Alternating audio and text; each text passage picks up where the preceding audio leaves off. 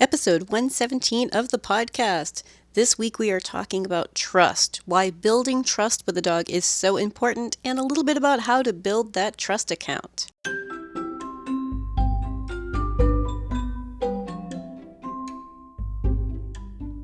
You're listening to the Creating Great Grooming Dogs podcast. I'm Chrissy Newmeyer-Smith. I'm a certified professional groomer, a certified behavior consultant for canines, a certified professional dog trainer, and the owner of Happy Critters in Nashua, New Hampshire. And this, my friends and colleagues, is the podcast where grooming and training meet. Today I want to talk about trust, and I want you to think about it as a trust account. Now, imagine that you and this particular dog, whether it be a customer's dog, your own dog, but you and this dog are going to be working together on a regular basis for the dog's lifetime. And this is really pretty common for groomers and for vets, for daycares, for pet sitters, right? I mean, there are a lot of dog businesses where we work with that dog their whole life. As a dog trainer, it's not as common. Unless they're involved with dog sports, but most of the time dog training is kind of a, hey, let me know if you have additional problems down the road, but you graduate, But I want you to think about from a grooming setting or a veterinary setting, we kind of want these dogs for their life. We want them to be thinking that this is just part of their life, is that they come to us or we come to them, and this is something we do together. And if we start working on trust, that's really important. Now, I have some customers who are, I'm on an entirely different generation of dogs. And their last dogs, I groomed most of their lifetime, and then they passed away, and another generation of dogs who are now kind of in midlife, right? And part of what builds those long-term relationships is our relationship with the people, but it's also the relationship with the dogs. Because I'll tell you, it's more than the price. It's more than location or convenience or how beautiful the grooming is. Now, those are all things that seem really important. Those are kind of things that people shop for. They're like, well, price and convenience and a really nice grooming and, the location. Is it at my house? Is it at a shop? Blah, blah, blah, blah, blah. Is it on the way to work, right? But it's the relationship that's really, really important. Now, I will say some owners are actually shopping for that. Some owners are shopping for a relationship. Some owners are thinking ahead of time to, well, wait a minute, I really want my dog to like grooming and I want my dog to feel safe. And some of my customers, my own customers, are kind of really nervous Nellies at first. They're like, oh, well, I need everything to be perfect. And they've really researched their dogs. I mean, these are unicorn customers. We want these customers. They're awesome, right? So the part about relationship, now it's also what really sells it is trust. They want to feel secure about bringing their dog, their family member, to the groomer, to the vet, to the daycare, to the pet sitter, right? They want to know that our relationship with their dog is something good. And it's huge, okay? They see how their dog responds to us. They see how their dog responds to the environment. And they might not realize that that's what they're noticing, but they notice, okay?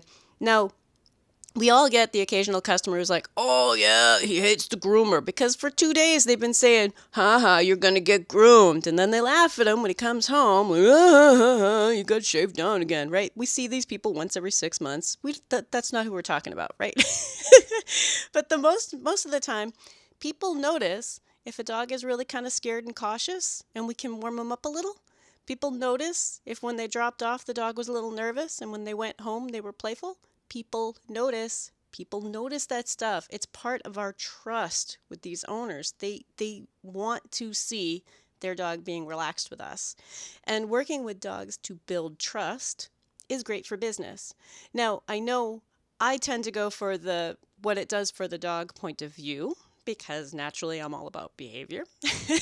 But I know sometimes that's a hard sell for us as groomers.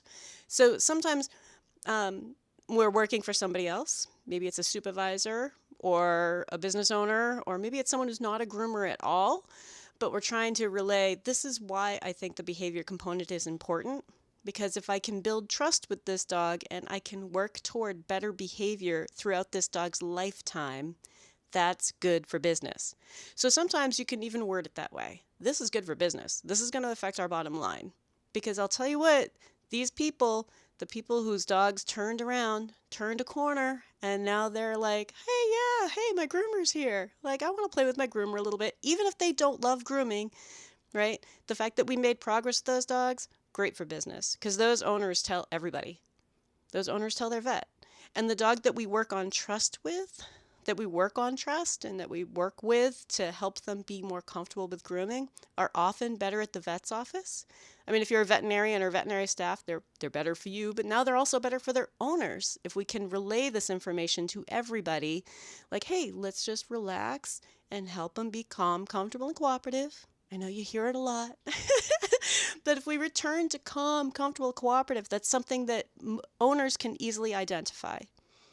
They might not identify stress or anxiety, but if we're like, was he calm, comfortable, and cooperative or not? And they can identify that. So we're actually helping this dog be better for care in general, even when it's beyond our own business, even when it's beyond what we're doing for grooming or what we're doing at the vet's office or what we're doing at home when we're doing nails at home or eye medications or whatever it is. If we're spending time with it, putting some trust in there and building a trust account, it's going to help with all of it. So I'm going to give you a couple of examples. I have a new customer with 2 Bichons, and one of those Bichons has had some back surgeries and some back issues, and she had become very, very nervous about doing her nails, and that's when I met them. So now we're post-surgery, back problems that are going to be continuing because she just wasn't built very well. One of those Bichons you can imagine with like the front legs are shorter than the back legs, just not built very well, right? She's going to continue to have back problems her whole life, and trying to figure out how to help her relax for this and trust me that she doesn't need to go over the top. We're going to be able to trim your nails in the most comfortable way for her. And my owners, I think this was our 4th grooming with them, noticed right away that the dogs are like happily greeting me. I don't need someone to pass the dog to me. I walked over to their doggy bed and picked her up. There are 2 dogs, but each of them walked over to the doggy bed when I was all set up, picked them up, brought them into the kitchen, started doing my groom, played with them after. There was never anything stressful about it. And that was 3 to 4 grooms in. So when owners start to see that, that's when they realize this is why we put time into teaching trust. This is why it's important. We want them to trust us. We want that. They need to be able to understand that if they have an issue, we're watching for their responses and we're going to respond in a way that goes back to calm, comfortable, and cooperative. If you're enjoying this podcast, please remember to subscribe so that you don't miss any episodes, and tell all of your friends. How are we going to build our trust account? Right now we have an empty account, or maybe it's in the negative, but how are we going to build trust? And imagine that we want this as a savings account, okay? One of the first things we are going to do to be able to work on building trust is to establish with owners that we have a safety policy for when behavior problems happen and talk to them about it before any behavior problems. This is one of the first things I do with customers. I don't book an appointment with anybody who isn't on board with my safety policy. And that's what I call it. It's a safety policy. Now, if this is your first time listening to the podcast, I believe it's episode 1. I definitely cover the safety policy in episode 1, but there are a bunch of other episodes where I cover the safety policy. But basically, it's a way of stating that if your dog has a behavior problem, whether it be aggressive or nervous or fearful or overly silly, I'm going to slow down my process and proceed as safely as possible because we are using sharp tools and I have to prevent injuries to your pet. All right? That's the basis of it. And what that does is it sets us up for the discussion, right? Like, oh, wait, you guys use sharp tools? Yep, we do. And then it also states, I will charge for my time and your dog may not be beautifully groomed today. This is important because I need you to think in terms of the average dog, especially if you've never met this dog, is going to have a problem with some portion of grooming. Assume that they will, and be prepared for it so that we're not stuck in a situation where I have to get this grooming done. Do you not understand? I need to get this grooming done. Oh my God, what am I going to do? Right? So that we're not in that situation. Because the owners have already been told that if I run into a behavior problem, I'm going to proceed in a particular way and that I will charge for my time. Right? I'm not going to lose money because you haven't trained your dog. And all right, I am going to mention in here too, dog training. It's not a new idea, right? Some of this is stuff that they might be unaware of, but also some of this is stuff that they might know about and just haven't been directed to any good resources to fix it. I want you to think about behavior problems as being so common, partly because owners don't know what to do. We have to be thinking in terms of educating them and helping them understand that I don't just do beautiful trims on dogs who aren't ready for it. For dogs who can't handle it, right? It's not about the point that I can't handle, it's the point that your dog can't handle. So even though I could, use all of my emergency medicine vet tech skills and get that nail done, that's not what I choose to do. That is not in your dog's best interest. So we need to be having those discussions before we get into a problem. And then maybe that dog is great. Woohoo, right? I mean, plenty of dogs have been groomed over and over and over again without any problem ever, right? Think about that. How neat is that? How rare that they're just like, yeah, sure, whatever. Never had a problem in my life. But for us to be thinking ahead of time so that when a behavior problem happens, we are not feeling pressured to get the job done because the job has changed, right? I want you to think about that. The job has changed. The behavior problem crops up. The job is now different. It's now no longer, can you make him look like the picture? It's more about how much can you get done? What are the most important things to get done? And how can we work toward a dog who will let us take care of him like the picture? So safety policy is the first part.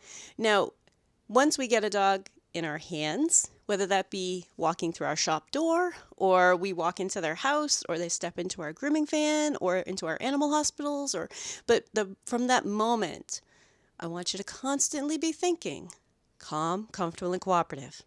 Is this dog feeling calm, comfortable, and cooperative to you? And it's something that owners are really easily able to pick up on. It's much easier than identifying stress. If I say, does this dog seem stressed to you, right? Somehow that can become very muddied. But if I say, does this dog seem calm? Most of the time people are like, oh no, I wouldn't call him calm. But I don't think he's stressed, Like, okay, right? But if we are constantly thinking about calm, comfortable, and cooperative, right? What we're looking for is when it changes from that. When does this dog lose some of that cooperation? Right? What is happening in that moment? When does that dog look uncomfortable? What is happening in that moment? And what can we do to help them return to calm, comfortable, and cooperative, and noticing it before it becomes a problem for us? And what I mean by that, let me give you an example. If I am picking up a back foot and holding that foot and line up the nail clippers and that dog wiggles, I'm going to give them the chance to get their balance. That's my first thought, is that physically there's something about this ankle that I'm holding at that seems uncomfortable. I'm going to try to give them a way to be comfortable. And often that is enough. But what do we tend to do, right? We tend to grab hold tighter or just continue because you know what? We can do it on a dog that's foot's bouncing. Yeah, of course I can trim nails on a dog whose foot is bouncing around out in the air. But I'm trying to think about this dog's comfort level. And because I spend time thinking about their comfort and I let them adjust and I try something a little bit different or I modify what I'm doing. Maybe I go from the clipper to the grinder or vice versa, right? Maybe it's like, all right, well, let's try the other tool or let's try something a little bit different. Because I try to help them be comfortable, what I find is that dogs will give you much more subtle cues that they are uncomfortable, instead of going way overboard and turning into a drama queen, right? The drama is because nobody listens, because nobody will stop until they go full-blown drama. So when we talk about trust, trust is so exciting because now this dog is like, wait a minute, what if I just wiggle a little bit? Oh, she readjusted for me. And you know what? That is more comfortable, right? I know that's very anthropomorphic. We don't really know what's going on inside their head. But time and time again, if I try to bring that dog back to comfortable, they start being cooperative again, right? How cool is that? But we're building trust. And the reason for building that trust is so that they don't feel like they have to go crazy on us if like a brush hits a mat, right? Brush hits a mat and they're suddenly like, row, row, row, row. I don't get that with dogs that have learned to trust me. Because if they do a little, like that's enough. You might not have even heard that on the radio, right? Like, like that might not even come through your speakers. But that is enough for me to say, oh, are you okay? Let me take a look. And also, the trust has to be there so that when we are returning them back to calm, comfortable, and cooperative, that's part of the process too. For them to think, okay, I told you that I was nervous, and now we're returning to calm, comfortable, and cooperative. They start learning that as a system, right? I was a little nervous, now I'm going to be calm again. I was a little nervous, now I'm going to be calm again. Right? Instead of, I was a little nervous, I'm still nervous, I'm continuously nervous, oh my God, oh my God, oh my God. Right? We want them to be calm and to trust us because someday it's going to be something that does hurt. And I want that dog to trust me. And one of the things that owners get wrong is that owners just stop if a dog's like, hey, I'm uncomfortable. And they're like, I don't want you to ever feel uncomfortable, baby. I'm just going to stop. And so sometimes that's what we get in the grooming shop or at the vet's office is dogs that don't know how to cope with stress. They're like, I said I was stressed. You're supposed to let go. I've never been taken beyond that point. No one's ever helped me calm down and continue. So, for instance, my own dogs, I mean, I have border collies, so it's not like they're getting, clipper work all over or scissor work all over, but, they're still dogs who get grooming and brushed and quite often. But if I reach and touch one of their ears and hear a little, right? Like that to me is now, okay, we need to calm down and I need to take a closer look, right? That requires trust. And it's going to happen someday in that dog's grooming lifetime, right? We're going to need to take a look when something is sore, when they tell us that. So we're building this experience of, I tell you something bothers me, you calm me down, and then proceed gentler, right? To proceed with an awareness of I'm trying to keep you comfortable so that when that dog has maybe a tooth that is now bothering them and we're trying to do a poodle face and we've got the clippers up against their jaw, right? They don't have to go berserk to tell us, leave me alone. They can let us know, that's uncomfortable. And know that we're going to calm them down again and take a closer look and smooth things out and help them be calm and help them be comfortable with it, even if it's going to hurt, especially if it's going to hurt. So it's not just about, I would never ever hurt you. A trust account has to involve things like, I would never hurt you to be mean, but things are going to hurt. And I need to check that, right? The dog that yelps on your table, I can't tell you how often people are like, oh, you can stop, you can stop. Like, I can't stop. I need to see if I injured your dog, right? They don't get it. They don't get it. Oh, he's old. Yes, but he screamed at a moment when I had the clippers next to his skin, and now I'm worried that maybe there was a mole there. I mean, I need to investigate now. Now we're in first aid mode, and I need to be able to do that. And with a new dog, they don't have the trust yet. With the dogs that have a trust account that's been building and building and building, and we've been saving for this particular rainy day, now we have this account set up where the dog's like, okay, I know that you're always trying to help me be comfortable. Again, anthropomorphic, we can't really know what they know, but we have demonstrated over and over and over again that their comfort is something we care about. So that when something does happen, and inevitably it will, right? We see these dogs through their entire lifetime. someday that dog is going to start having some knee problem or some ear problem or some tooth problem, some arthritis in their front leg. We need to think about in the future that might be sore. And this dog knows I'm aware of their comfort and I care about their comfort. And again, that can seem wishy-washy. So if you have to explain it to a supervisor or a boss or corporate or anybody else, you can describe it as it's just good for business. Because when they start getting to that point where trust is really, really necessary, it's necessary at home too. It's necessary at the vet. It's part of this dog's life now. And we can be part of helping them be comfortable. So that trust account, super important. Good for business because owners know it. Owners know, like, wow, I can't believe how good she's being for you because we just met you 4 months ago. This is like the 4th grooming and she's a different dog, right? They notice and they tell everyone they know and they tell their vet. And that's really good for business, right? So on the surface, for some people, that seems wishy-washy. But really, aren't we about compassionate care for these dogs? Of course we are. All of us are compassionate groomers, right? Even if we come at things from an entirely different point of view, right? You don't stay in this business if you don't love dogs. So if we think about building trust and that it has a purpose, and even if it's just a matter of keeping your eye on calm, comfortable, and cooperative, letting go of the idea that you absolutely have to get things finished properly today, right? Or you won't get paid, right? Let those ideas go.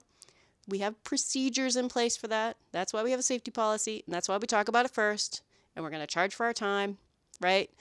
Think about the process building a dog who is great to groom, right? For a lifetime. And that's what creating great grooming dogs is all about. Like, we want this dog to be great for grooming. I really want this dog, whatever dog it is, your dog, my dog, this customer, I want this dog to be great for it. And it's not the end of the world, and that we're not trying to hurt you, and nobody beats you with clippers. But we do weird things. So if we can teach them to trust us by listening, by feeling for those moments when calm, comfortable, and cooperative has faded out. If you'd like more information, you can find me at Chrissy@happycritters.net, happycrittersdogtraining.com, or you can join the Facebook group, Creating Great Grooming Dogs podcast, or the Facebook page, Creating Great Grooming Dogs. I really look forward to hearing from you.